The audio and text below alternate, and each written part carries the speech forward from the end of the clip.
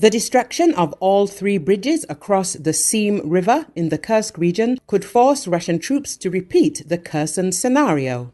This was stated in a commentary to Espresso by military expert, Director of Development of the information and consulting company Defense Express, Valery Ryabik, commenting on the information that the Ukrainian armed forces could have hit the bridge in the area of the settlement of Kariz.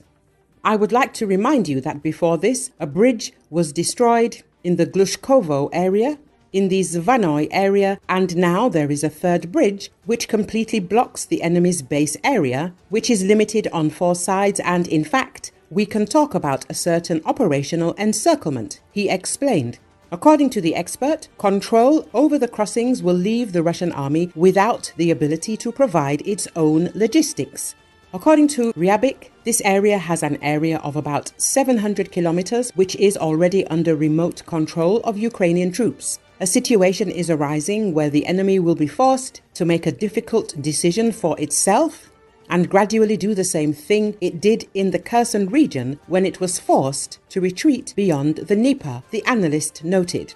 Recall last week it became known about strikes on a bridge in the Russian village of Glushkovo. The very next day the Russians announced that it had been destroyed.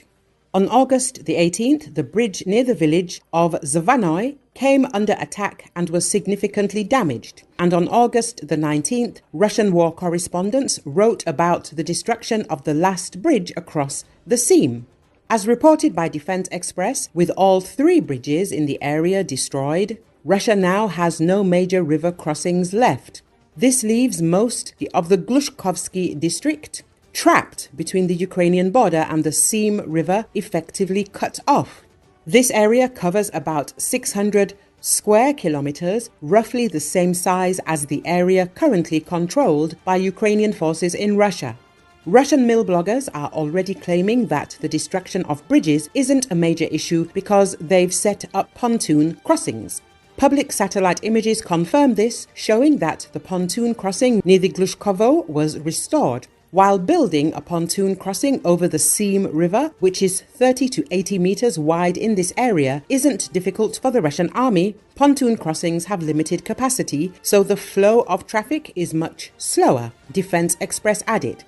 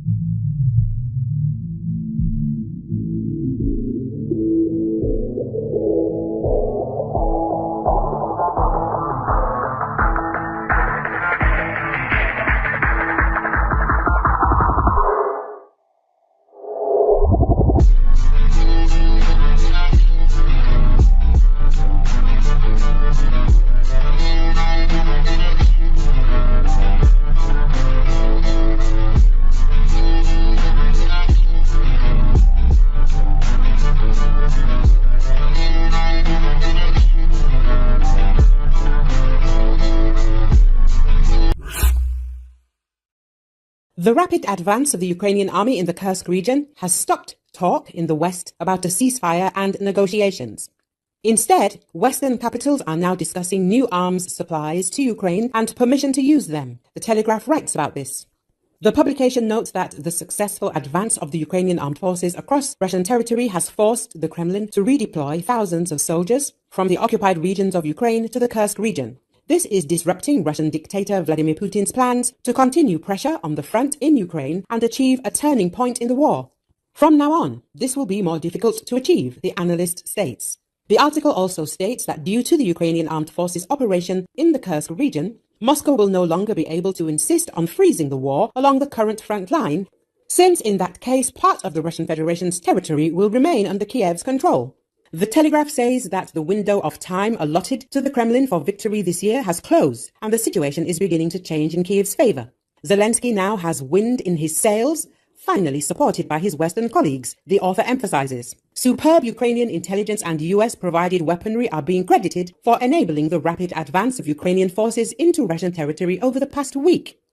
Some analysts believe they could move even faster if Washington allowed them to use the most sophisticated weapons at their disposal. Vladislav Zeleznyov, a former spokesman for the Ukrainian Armed Forces General Staff, told VOA's Russian service that Ukrainian intelligence and the US provided high-mobility artillery rocket systems known as HIMARS had been critical to the stunning advance. Ukrainian intelligence worked perfectly, he said. Therefore, some of the enemy columns rushing to the aid of the Russian army in the Kerch region were destroyed thanks to artillery and drones, perhaps aviation. And of course, the real scourge of the Russian army is the HIMARS, which turn into ashes a huge amount of weapons, equipment and personnel of the Russian army, he said.